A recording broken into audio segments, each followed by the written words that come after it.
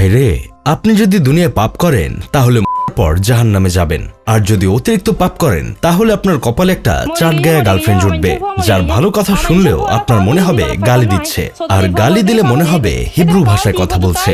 3 line কথা বললে আপনি 2 লাইনই বুঝবেন না। কথায় আছে, চট্টগ্রামের মেয়েরা ততক্ষণ পর্যন্ত সুন্দর যতক্ষণ পর্যন্ত কথা বলে না। একবার মুখ দিয়ে কথা বের করলে পালানোর পথ খুঁজে পাবেন না।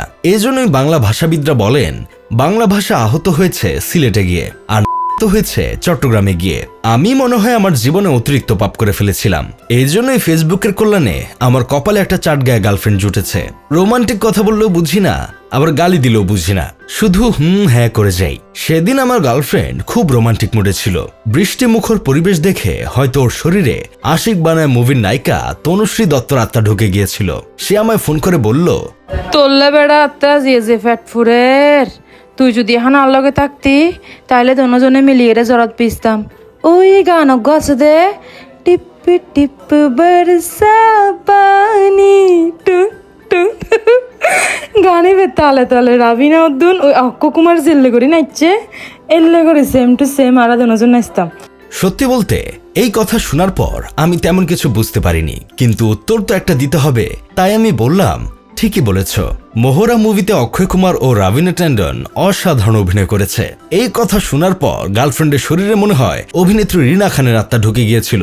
সে রেগে বলল, এ বেড়ে আই ফল বলি তোর লগে আজও পর্যন্ত রিলেশনশিপে আছে দে, আজ জায়গা যদি অন্য সব মাইফ হয় তু তোর হোয়াল সাইরে ঝাড়া তার বাড়ি মারিয়ে দু নয়তো না আল্লাহর ফোয়ালা আনরোমান্টিক বল থরিয়ের। আমি এই কথাও তেমন বুঝি নাই, কিন্তু উত্তর তো কিছু একটা দিতে হবে, তাই আমি বললাম, না না, আমরা বলদ কোরবানি দেই না, আমরা ষাঁড় গরু কোরবানি দেই। এটা শুনে সে বলল, এসা এসা হ্যাঁ আজ ইয়ার ফরতন যদি তুই আরে কল দোস হেরি সাইস নি সাইস আজ এই ফরতন রিলেশনশিপ ব্রেকআপ তোর লগে রিলেশন না মারা বাপ, তুই আজ ইয়ার ফরতন আরে কল দি সাইস। আমি পরে অবশ্য বুঝতে পেরেছিলাম গার্লফ্রেন্ড আমার সাথে বৃষ্টিতে ভিজতে চেয়েছিল, অথচ আমি ওর রোমান্টিক মুডের 14টা বাজিয়ে দিয়েছি। গার্লফ্রেন্ডের রাগ ভাঙাতে ওর সাথে দেখা করার জন্য ঢাকা থেকে চট্টগ্রাম গেলাম। চট্টগ্রামে পা রাখার পর মনে হলো আমি কোনো ভিন গ্রহে চলে এসেছি। আশেপাশে এলিয়েনরা ঘোরাফেরা করছে আর হিব্রু ভাষায় কথা বলছে। বিশ্বাস করেন, আমার হাতে যদি ক্ষমতা থাকতো তাহলে চট্টগ্রামকে বাংলাদেশ থেকে আলাদা করে দিতাম। ঘন্টাখানেক পর গার্লফ্রেন্ড যখন দেখা করতে আসলো, তখন তাকে দেখে আমার মনে লাড্ডু ফুটে গেল। এত সুন্দর একটা মেয়ে, অথচ কথা বললে মুখ দিয়ে বের করে। আমায় দেখে গার্লফ্রেন্ড মুচকে হেসে বলল, না নাই আজ যদি গোসান হইতাম তাহলে তুই আর লগে দেখা করতে জীবনত নইসতে, এই বেলা চক্কি নেকানে মেলিয়ে সনা শাড়ি ফিন্দি দাঁড়ে ক্যানলার।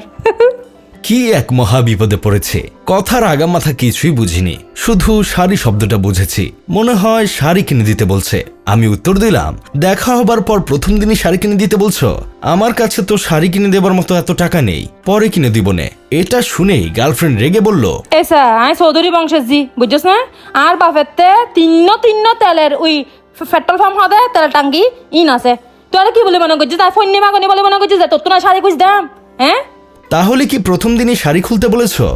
অজক দাই তুই আরে কি বলি মনে করছিস, আয় তোরা শাড়ি খুলি বলে কিল্লা হইতাম। আয় তোরে ফুস করছিস মুখর ফুয়া শাড়ি পিন্দি তারা হইলে লাগে দিবি ফুস করছিস আয় তোরে। আমি তো সেটাই বললাম, পরের বার তোমার শাড়ি কিনে দিব। আল্লাহর ফুয়ালা তোর লগা দেখা করে বলেই ও মগর ফুয়া তোর রিলেশনশিপ মারে বাপ মুগর ফুট তোর লগে দেখা করে আর বল তোর রিলেশনশিপ মারে বাপ .com তোর রিলেশনশিপের মারো আই ডট বুঝছস না। তুই কি তুই বইঙ্গে মারে বাপ, তুই বইঙ্গে হড়িয়ার বইঙ্গে সিঙ্গে হতো না এ সমাধান বিয়াদব বেড়া হড়িয়ার। তুই কাম কর, তুই তোর দিয়ে বাস ভরে দিয়ে বই থাক। গার্লফ্রেন্ড রাগ করে চলে গেল, কিন্তু আমি এসব কথার আগামাথা কিছুই বুঝিনি। শুধু এইটুকু বুঝেছি আমার পিছনে বাস দিবে বলেছে। ভাই বিশ্বাস করেন, আমি সত্যিই জানি না আমার কি ভুল ছিল। আপনারা চট্টগ্রামের লোকজন ভুলগুলো খুঁজে পেলে কমেন্ট একটু জানাবেন। এর আগে কলেজ জীবনে এক মাইয়া আমারে কইছিল আমার জন্য নাকি তার বুকে অফুরন্ত ভালোবাসা জমা। আমি সেই জমাকৃত ভালোবাসা দেখার জন্য মাইয়ার দিকে যখন তাকালাম, তখন আমি ভালোবাসা না অন্য কিছু দেখতে পেলাম। ভালোবাসা দেখা সুবিধার্থে মাইয়ারে যখন কইলাম তোমার বুকে ভালোবাসা দেখতে পারছি না, একটু সরাইলে মনে হয় দেখতে পারতাম, মাইয়া কি না কি বুঝলো, আমার রাম ছাগল বইলা আমার কালা গাল বেগুনি কইরা চইলা গেল। সেই দিনও আমি বুঝলাম না আমার ভুলটা কি ছিল। যাই হোক, শেষমেশ আমি গোলাম হোসেন একটা কাজের কথা কই। চট্টগ্রামের আঞ্চলিক ভাষাকে ছোট করা হয়েছে এমনটা ভাববেন না। সব আঞ্চলিক ভাষার নিজস্ব সৌন্দর্য আছে। মেনশন করেন আপনার সেই চাটগায়া বন্ধু কিংবা গার্লফ্রেন্ডকে, যার কথা শুনলে আপনি আমার মতো কিছু না বুঝে হ্যাঁ করেন।